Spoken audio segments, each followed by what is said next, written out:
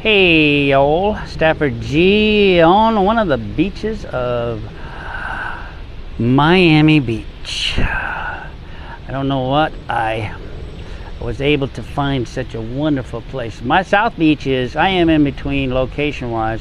I'm in Bal Harbour, which is south. It's in between South Beach and Fort Lauderdale, 50-50. Actually a little closer to South Beach, but I'm away from the main crowds, out kind of in the boonies. Very nice district, probably the nicest district on the water in South Beach, but it's all condos and hotels. And I'm fortunate. I found a place on the opposite side of the beach road where I actually have a house. A place, not a house, but it's an apartment off of the main. Most apartments are in apartment buildings. Mine's a separate unit, and I have where I have a patio where I can barbecue, which doesn't exist. South Beach just doesn't. You don't have a place like that. Even the condos, you can't barbecue and stuff. And I've always been. I love to cook. I love to barbecue. Barbecue's been my main thing. So it's the minute I got this place, which hasn't been too long. I had it for, I don't know, maybe a year now. Not even a year. And I didn't want to move, but when I finally realized and found this place, it was another God wink that I was able to get in a place where I had my own little patio, my own little barbecue.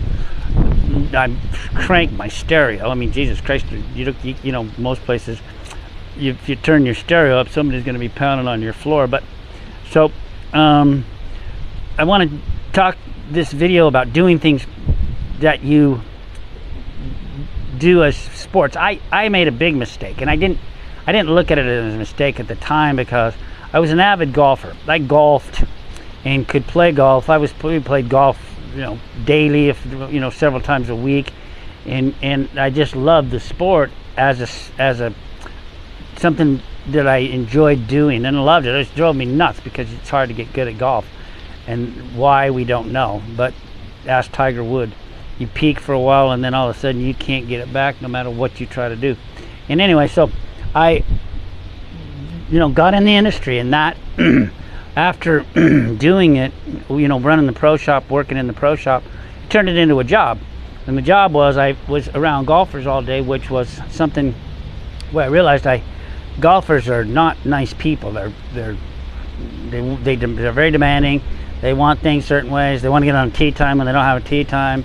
They want to. It's just a lot of people that aren't, to me, easy to get along with. And I learned patience doing it. Patience was something that took me a long time to figure out because of my pro that I worked with. He'd been in the industry, and he kind of took me on his wing and showed me, patience is something.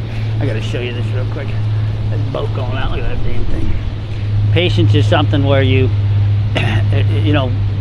most people just don't have the patience with a lot of things to be able to handle a job like that. And that's where most people falter, is they end up getting their asses chewed out by the golfers or somebody else because they just aren't patient enough to deal with the people.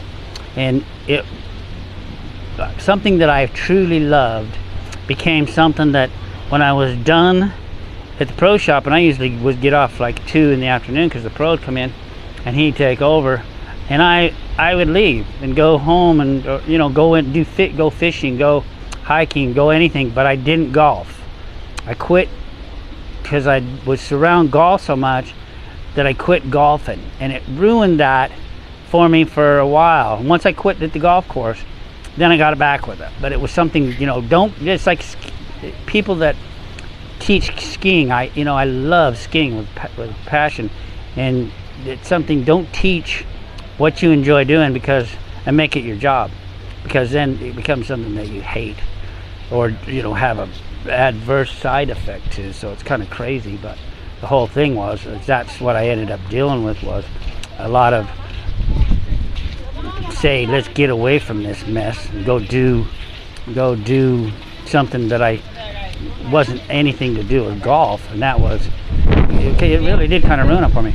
So to understand that is a critical thing. But I wanted to post that link at the bottom. Get in touch with me. See you on my next video.